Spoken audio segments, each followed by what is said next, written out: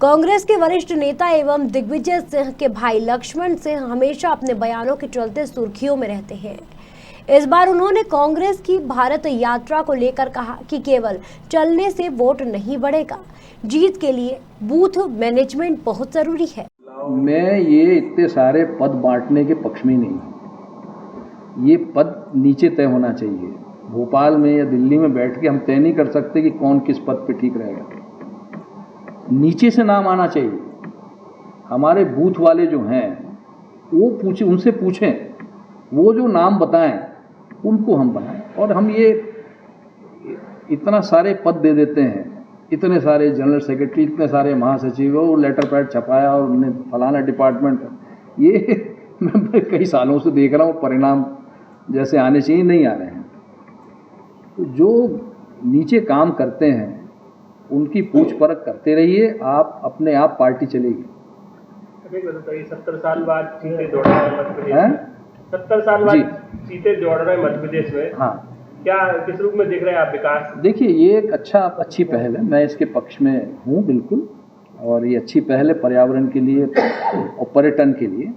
मेरा सिर्फ एक पॉइंट है, विश्व में जो नेशनल पार्क्स हैं वो बारिश के बाद खुलते हैं, क्योंकि बारिश में जानवरों का ब्रीडिंग सीजन होता है।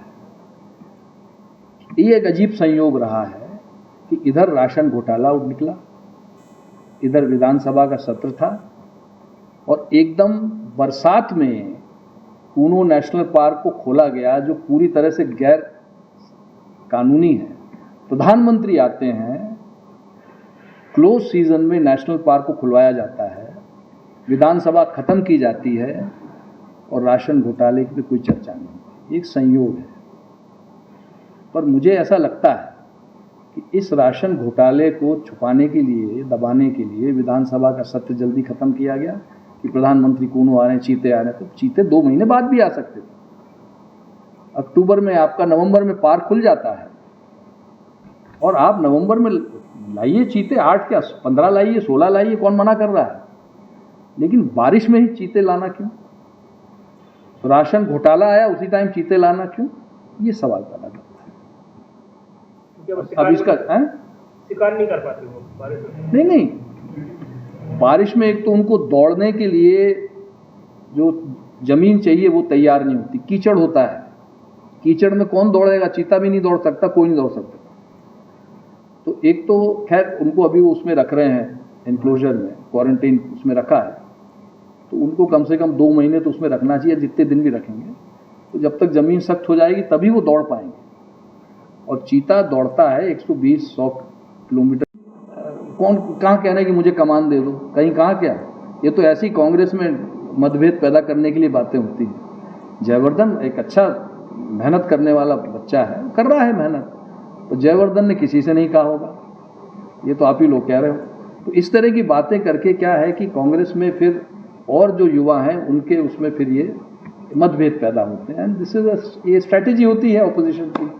तो हम लोग, जयवर्धन हो, हम हो, कोई भी हो, हम लोग सब कार्यकर्ता हैं, पार्टी को मजबूत करने के लिए काम कर रहे हैं। पर मैं फिर भी ये मानता हूं कि किसी चेहरे से चुनाव नहीं जीता जाता है, कार्यकर्ता से जीता जाता है। आज शिवराज सिंह जीत रहे हैं तो कार्यकर्ताओं के बल पे जीत रहे हैं। लेकिन वो अमूमन देखा गया कि कांग्रेस की जब रैलियां निकलती है तो 2000 गाड़ियां इकट्ठी हो जाती हैं और 20,000 वोट से वही कैंडिडेट हार जाता है। इसीलिए मैं कह रहा हूँ बूथ मैनेजमेंट, जहाँ देखिए भीड़ इकट्ठा करना कोई मुश्किल काम नहीं है। आप बोलिए मैं अभी 1 लाख आदमी इकट्ठा कर दूंगा इंदौर में, उससे होगा क्या?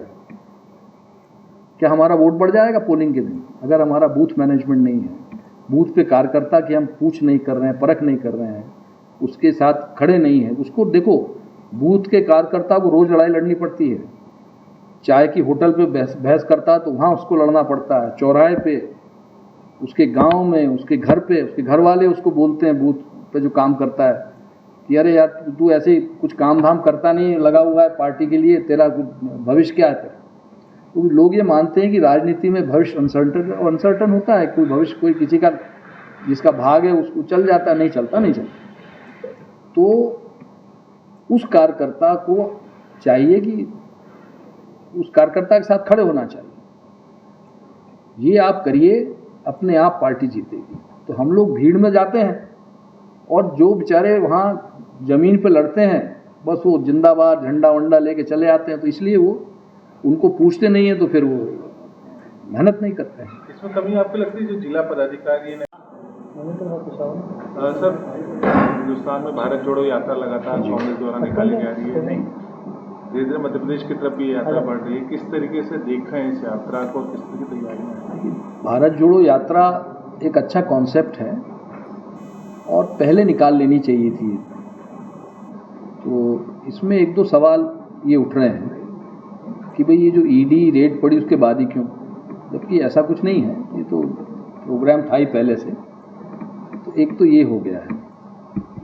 दूसरा, केवल चलने से वोट नहीं बढ़ेगा, चलने से फर्क पड़ता है, फॉलोइंग बढ़ती है, वो सब होता है, लेकिन जब तक बूथ मैनेजमेंट हम लोग अच्छी तरह नहीं करेंगे, बूथ पे हम लोग अच्छे प्रशिक्षण नहीं देंगे, हमारे बूथ वर्कर्स को मदद नहीं करेंगे, उसको ट्रेन नहीं करेंगे, और तब तक नहीं होता है।